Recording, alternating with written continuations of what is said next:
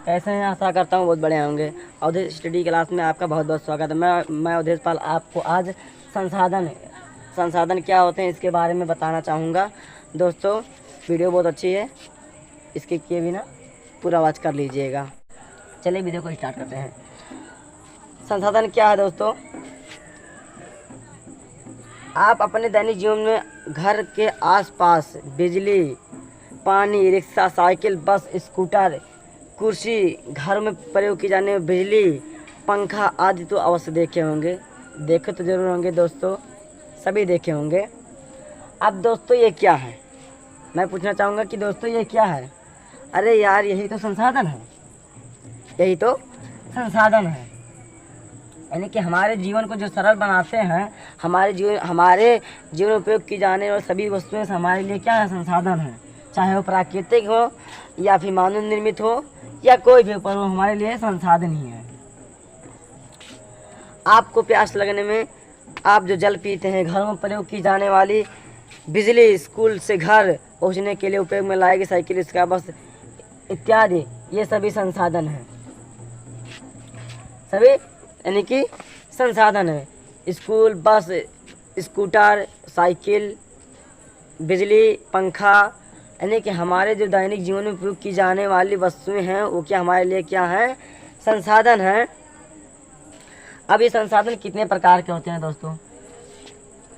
और एक सवाल और पैदा होता है कि संसाधन होते नहीं, बल्कि लोग कहते हैं कि संसाधन होते नहीं, बल्कि प्रकृति द्वारा हमें मानव को प्रकृति द्वारा उपहार स्वरूप प्रदान किया गया है। यानी कि प्रकृति ने हमें संसाधनों को उपहार के रूप में हमें प्रदान किया है। पर दोस्तों कैसे दोस्तों? पर कैसे हमको उपहार स्वरूप प्रदान किया है? चलिए आगे देखते हैं। कहा गया कि संसाधन होते नहीं, बल्कि प्रकृति द्वारा स्वरूप हमें उपहार स्वरूप प्रदान किया गया है। वस्तुओं को मनुष्य अपने तकनीक और ज्ञान के माध्यम से प्रयोग में लाने हेतु उपयोगी बनाता है। अब जैसे दोस्तों कोयला ही ले लीजिए। कोयला धरती के अंदर था, मानव उसको खोद करके निकाला। अब निकालने के बाद वो मानव फेंक भी सकता था, लेकिन मानव अपनी तकनीक और ज्ञान के माध्यम से वो उस कोयले को खाना बनाकर पकाने और खाने हेतु वह बनाया। उसको खोज किया दोस्तों, क्या किया? खोजा और उस कोयले के माध्यम से ऊर्जा को उत्पन्न हुई।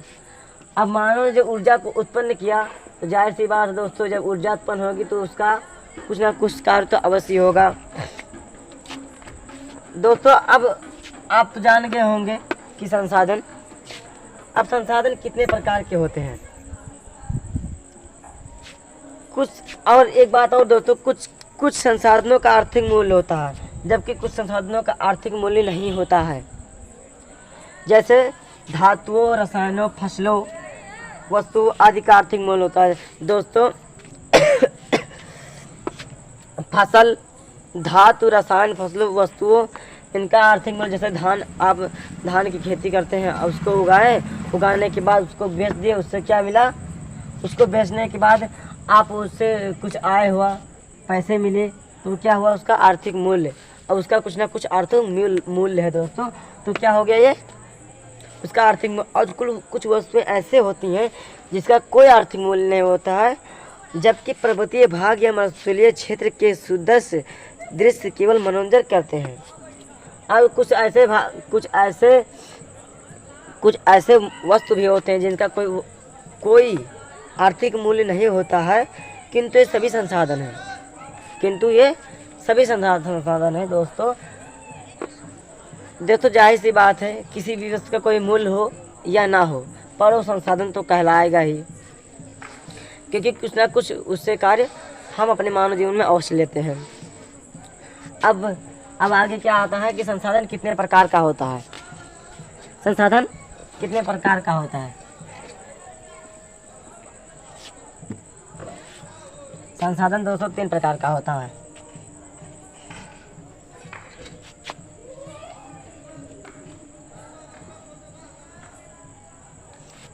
पहला क्या है?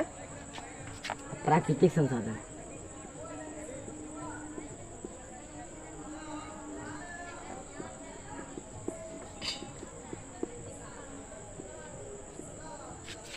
और दूसरा दोस्तों मानव निर्मित संसाधन।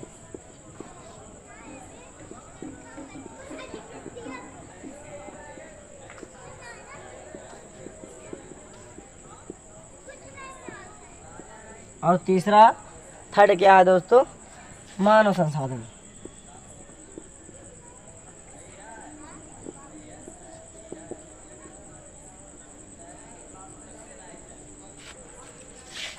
अब प्राकृतिक संसाधन के अंतर्गत क्या क्या आते हैं, यानी कि प्राकृतिक संसाधन हम किसे कहेंगे?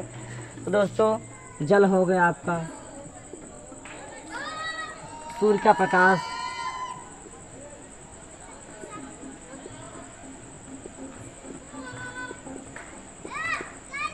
सूर्य का प्रकाश, वन हो गया,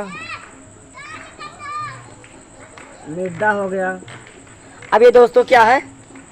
प्राकृतिक संसाधन है, यानी कि प्राकृतिक जो चीज़ें होती हैं दोस्तों उसे हम प्राकृतिक संसाधन के मानव निर्मित संसाधन ऐसे वस्तुएं जिनका मानव द्वारा निर्माण किया गया है उसे मानव निर्मित संसाधन कहेंगे। जैसे कार, बस, स्कूटर, उसके बाद में साइकिल, मोटरसाइकिल इत्यादि वाहनें दोस्तों, ये यानी कि जितने भी चीज़ें मानव द्वारा निर्मित की गई हैं उसे मानव संसाधन कहेंगे। और तीसरा क्या होता है दोस्तों? मानव संसाधन, यानी कि मानव स्वयं एक संसाधन है, मानव स्वयं एक संसाधन है, उसे मानव संसाधन हम कहेंगे। अब आता है प्राकृतिक संसाधन, तो आप जान ही गए होंगे दोस्तों, और मानव निर्मित संसाधन भी जान गए हैं, मानव संसाधन भी जान गए। अब आता है नवीकरणीय संसाधन। नवीकरणीय संसाधन, रिन्यूएबल रिसोर्स। रिन्यूएबल रिसोर्स,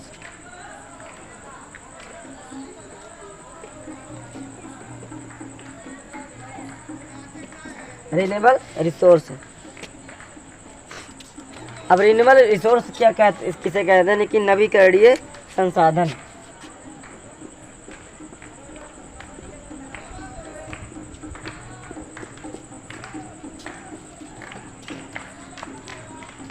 नवीकरणीय संसाधन,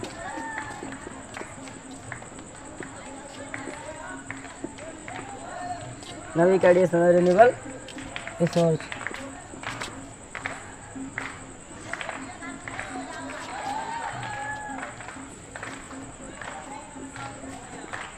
रिन्यूएबल रिसोर्सेज।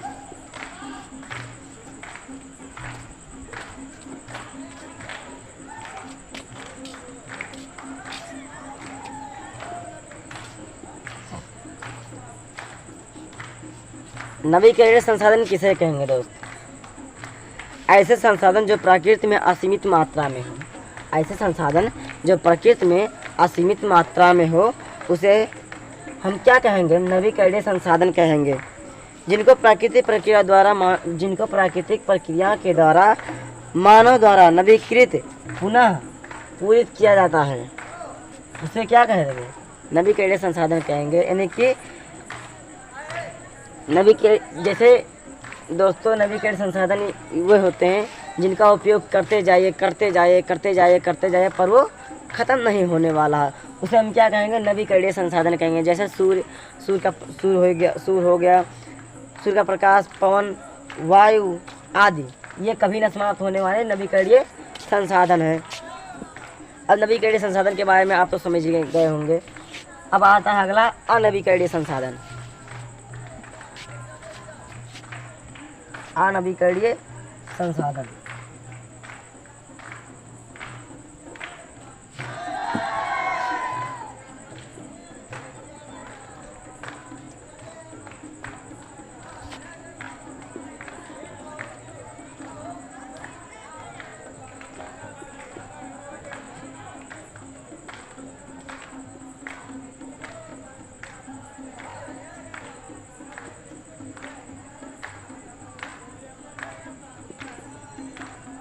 inextricable resources।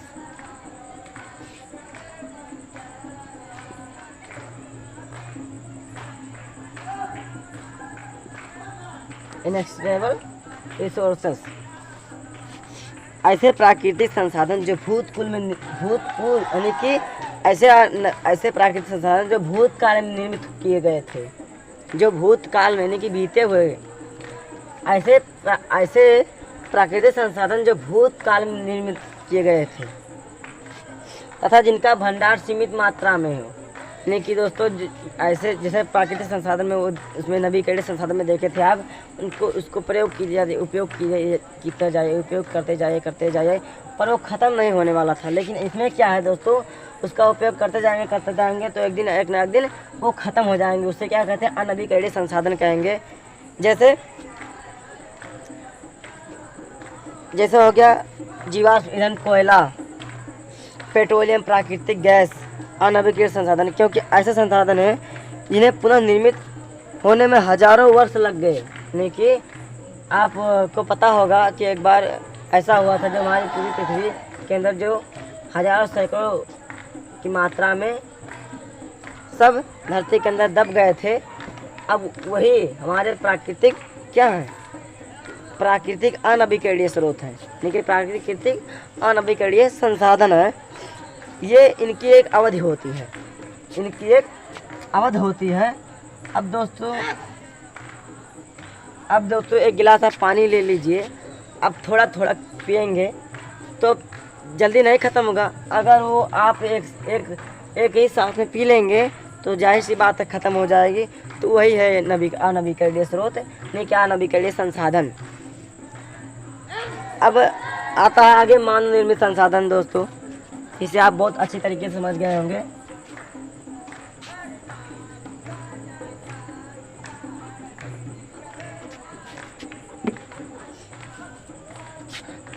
दोस्तों मानव निर्मित संसाधन तो आप पता ही होगा, लेकिन चलिए देखते हैं फिर।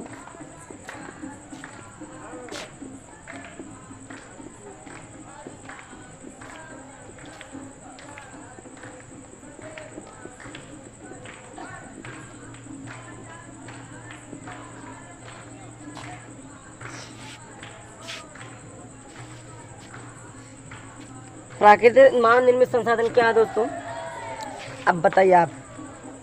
जब प्रकृति में उपलब्ध किसी पदार्थ का मूल रूप मानव द्वारा अपनी उपयोगिता के आधार पर बदल दिया जाता है। यानी कि जब प्रकृति में उपलब्ध कोई भी पदार्थ मूल रूप मानव द्वारा अपनी उपयोगिता के आधार पर बदल दिया जाता है तो वह मानव निर्मित संसाधन कहलाता है। जैसे अब एयर को ले लीजिए। एयर को मानव ने एक ऐसा रबर बनाया जिसमें, यानी कि एक ऐसा रबर का ट्यूब बनाया जिसमें वह हवा भर करके, और साइकिल, मोटरसाइकिल, कार, बस, जीप इत्यादि यहाँ तक कि हेलीकॉप्टर के पहियों में भी ये हवा को प्रयोग में लाने लगा। अब ये क्या है, मानव निर्मित संसाधन ही तो है। नहीं तो प्राकृतिक चीज़ यानी कि प्राकृतिक हवा थी, उसे कोई कैसे उपयोग कर सकता था। अब मानव ने अपने तकनीक और ज्ञान के माध्यम से वह मानव निर्मित संसाधन के रूप में प्राकृतिक संसाधनों का उपयोग किया। अब यह क्या है, मानव निर्मित संसाधन है। अब मानव संसाधन क्या है, मनुष्य स्वयं भी एक विशिष्ट प्रकार का संसाधन। दोस्तों पहले मैं आपको बता चुका हूँ तीनों के बारे में, फिर भी अब मैं डिस्कस फिर से कर देता हूँ, क्योंकि आपको समझ में ना आया हो तो आप फिर से समझ लीजिएगा। मनुष्य स्वयं भी एक विशिष्ट प्रकार का संसाधन है। आपको मैंने क्या बताया था कि मानव भी एक संसाधन है, शॉर्टकट में बता दिया था दोस्तों। लेकिन आज हम फिर से दोबारा मैं इसको रिपीट करूँगा।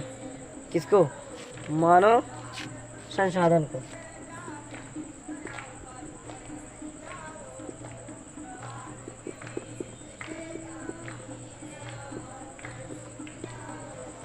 मानव संसाधन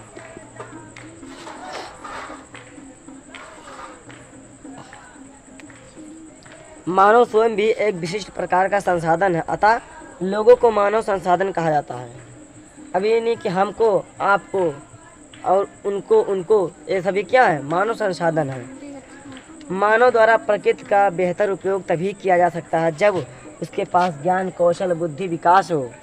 यानी कि प्राकृतिक चीज़ों का उपयोग करने के लिए दोस्तों आपके पास मानव यानी कि मानव का अच्छा ज्ञान होना चाहिए, कौशल बुद्धि होना चाहिए, जिसका उपयोग अच्छे तरीके से कर सकें। जब उसके पास ज्ञान ही नहीं होगा दोस्तों, तो वो प्राकृतिक चीज़ों का उपयोग नहीं कर पाएगा, और अगर करता भी है तो उसका जानते हैं साइड इफ़ेक्ट बहुत बुरा होता है। अब संसाधन संरक्षण क्या है? अब मानव संसाधन, मानव निर्मित संसाधन तो पढ़ लिए हैं आप दोस्तों।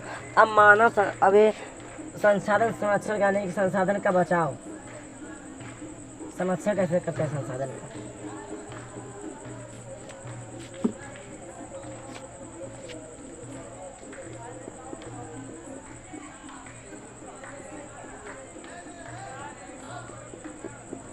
संसाधन संरक्षण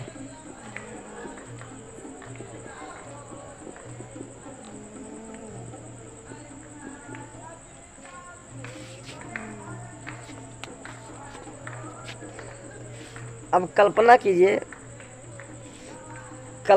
यदि पृथ्वी का सारा जल सूख जाए, यदि पृथ्वी जो है इसमें जितना सब जल है, यदि एक बैग सूख जाए, पृथ्वी का सारा जल सूख जाए, सारे वृक्ष कट जाए, यानी कि जितने पेड़ पौधे हैं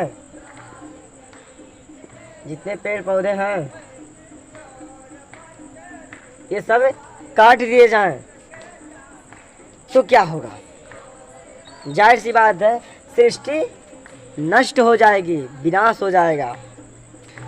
जल के बिना जीवन संभव नहीं है। आप तो जानते हैं कि जल ही जीवन, इसीलिए कहा गया है जल ही जीवन है। जल के अभाव में जीव जंतु वनस्पतियों स्वयं मानव जाति का जीवन असंभव हो जाएगा।